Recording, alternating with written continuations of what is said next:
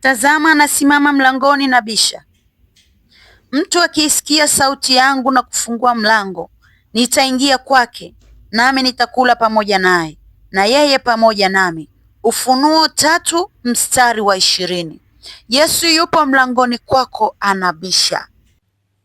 Sizungumzii mlango wa nyumba mpendwa, nazungumzia mlango wa moyo wako, rohoni kwako. Yesu Kristo yuko hapa sahihi kwa sauti hii, anabisha.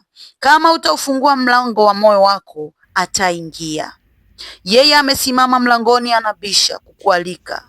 Karibu katika karamu yake, karibu katika neema ya wokovu, karibu katika maisha ya kuishi maisha ya utakatifu, karibu katika kuishi katika hali ya uhuru, mbali na dhambi, mbali na vifungo, mbali na mateso, uponyaji, furaha ya kweli ndani ya moyo wako. Ninakualika umwamini Yesu Kristo, kwa kuwa anabisha.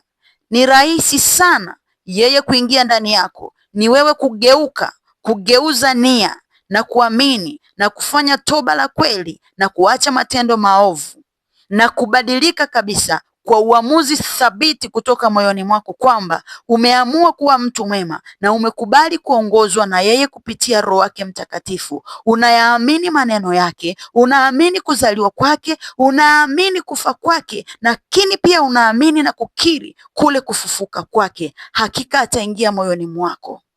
Atakuwa Bwana kwako, ataketi pamoja na wewe, atakula pamoja na wewe, atakuwa mlinzi wako kukulinda dhidi ya mbinu zote za mtesi, atakulinda dhidi ya hila zote za wahovu, atakuhakikishia ulinzi, usalama wa roho yako, lakini pia atakupa uhakika wa kuishi salama hapa duniani na kisha anakuhakikishia uzima wa milele. Mpendwa mwana wa Mungu, usifanye moyo wako kuwa mgumu. Karibu sana umwamini Yesu kama Bwana na Mwokozi wa maisha yako. Mpendwa mwenzangu, Mkristo mwenzangu, wewe ambaye umekwisha kumwamini Yesu kama Bwana na Mwokozi wa maisha yako, unaweza kuungana na mimi kwa kuandika komenti yako hapo chini kwa kusema kwamba Yesu Kristo ni Bwana na Mwokozi wa ulimwengu.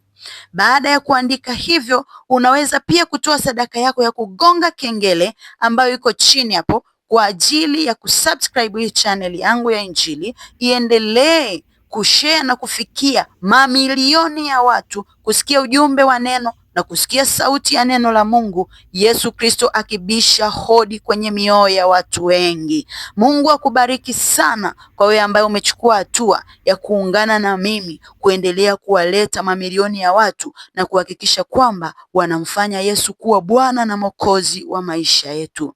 Injili kuhubiriwa ni agizo. Ukishaokoka hakikisha kwamba unashare na wengine na unawavuta na wao na kuwafanya kuwa wanafunzi wa Yesu Kristo. Mungu akubariki.